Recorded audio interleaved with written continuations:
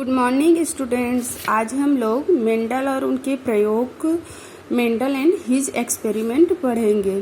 तो सबसे पहले हम लोग उसके लाइफ इंट्रोडक्शन, जीवन परिचय पढ़ लेते हैं। मेंडल नामक जो वैज्ञानिक थे, उन्होंने मटर के पौधे पर बहुत सारे लक्षणों और उनकी जनक के संततियों के प्रभाव का अध्ययन किए हैं। उनका जन्म जो है 22 जुलाई 1822 ईस्वी में ऑस्ट्रेलिया के सिलिसिया नामक गांव में हुआ था। उनकी पढ़ाई अच्छी तरह से नहीं हो पाई क्योंकि वो एक गरीब किसान के यहाँ जन्म लिए थे तथा उन्होंने 2 वर्ष की पढ़ाई विनया विश्वविद्यालय में करने के बाद मोनेस्ट्री नामक एक स्थान पे उप प्राध्यापक और शिक्षक के रूप में उन्होंने कार्य किए। ये जो स्थान है वो बुर्नो नामक जगह में है और उन्होंने यहाँ पर 14 वर्ष तक मटर के पौधों पर कार्य किए।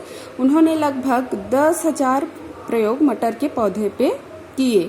फिर उन्होंने पादप संकरण के प्रयोग नामक एक शोध पत्र प्रकाशित किया, लेकिन उनकी शोध पत्र उस समय चर्चा में नहीं आ पाया क्योंकि उस समय डार्विन का प्राकृतिकरणवाद सिद्धांत अधिक बोलबाला मतलब चर्चा में था। इस कारण से मेंडल की जो प्रयोग थी वो चर्चा में नहीं आ पाई। फिर धीरे धीरे बहुत सारे शोध कार्य अनेक वैज्ञानिकों ने किए, मटर के पौधे में किए और दूसरे अन्य पौधे पर किए, लेकिन जो मेंडल के द्वारा प्रयोग किया गया था वो प्रयोग किसी भी वैज्ञानिकों ने नहीं कर पाए क्योंकि उन्होंने जीन से संबंधित प्रयोग बहुत अच्छे से किए थे। इस कारण से मेंडल को आनुवंशिकी का पिता या फादर्स ऑफ जेनेटिक्स कहा जाता है।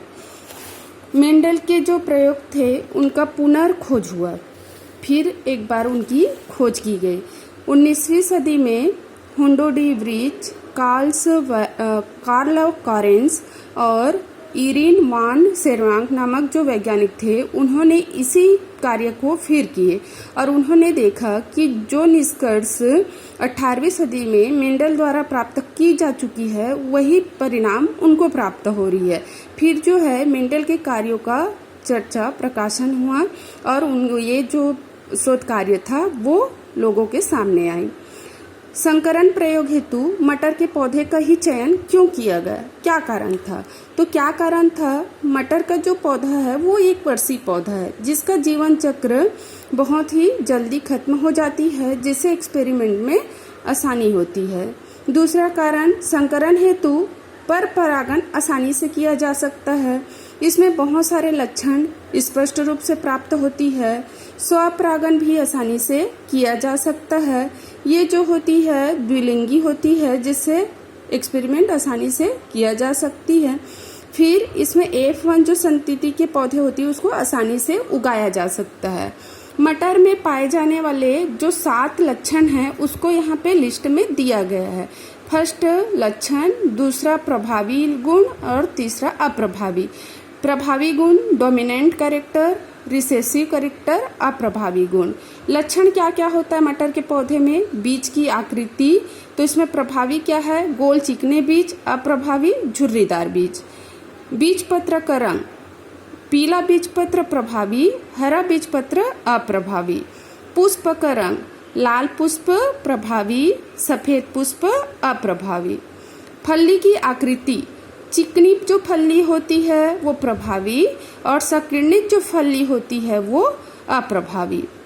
फली का रंग, हरा जो कलर का फली होगा वो प्रभावी और जो पीला फली होगा अप्रभावी। पुष्प की स्थिति, कक्षस्थ पुष्प होगी वो प्रभावी डोमिनेंट और अग्रस्त पुष्प होगी वो अप्रभावी। पौधों की लंबाई, लंबा जो पौधा होगा प्रभावी पौधा और बौना जो होगा अप्रभावी। तो इस प्रकार से यहाँ पर अप्रभावी और प्रभावी बता दी। फिर है मेंडल के सफलता का कारण क्या था? तो क्या कारण था? मेंडल नामक जो वैज्ञानिक थे वो गणितज्ञ थे और गणितज्ञ होने के कारण उन्होंने सांख्यिकी विश्लेषण के माध्यम से आनुवंशिकी गुणों को बहुत अच्छे से बताया। फिर उसके और क्या कारण था? वो एक वर्षीय पौधा मटर से वंशागति का अध्ययन किया। मटर का जीवन चक्र जो था वो 1 वर्ष में ही कंप्लीट हो जाता था, जिससे उनकी अनेक पीढ़ियों का अध्ययन आसानी से की जा सकती थी। यही कारण था कि उनके सफलता का। फिर है अधिक जो कार्य उन्होंने किए वो अधिक समय तक अज्ञात रहा। इसका क्या कारण था? तो इसका क्या कारण था, जो मेंडल नामक वैज्ञानिक थे वो अच्छे बड़े विश्वविद्यालय से संबंधित नहीं थे। दूसरी कारण, उन्होंने जो शोध कार्य किए उसको एक सामान्य पत्रिका जर्नल में प्रकाशित करवाया। फिर क्या कारण था, वो गणितज्ञ थे। उन्होंने जो भी कार्य किए, एक्सपेरिमेंट किए, वो सांख्यिकी गणना पे आधारित था, जिसको समझ पाना एक सामान्य जीव वैज्ञानिकों के ऊपर की बस की बात नहीं थी। और क्या कारण था, मेंडल के सिद्धांत उस समय काफ़ी आगे था। जो जिस समय उन्होंने अपना एक्सपेरिमेंट किया वो काफ़ी आगे कर चुके थे, बहुत सारे एक्सपेरिमेंट कर चुके, जिसको समझ पाना आम लोगों की बात नहीं थी। और कारण क्या था, उस समय डार्विन का ओरिजिन ऑफ स्पीसीज ज़्यादा प्रकाशित हुआ, चर्चा में रहा। इस कारण से इनकी जो प्रकाशन था, इनकी जो खोज थी, उसकी ओर लोगों की ध्यान नहीं गई। इस कारणों से उनकी जो शोध कार्य था वो बहुत समय तक अज्ञात रहा।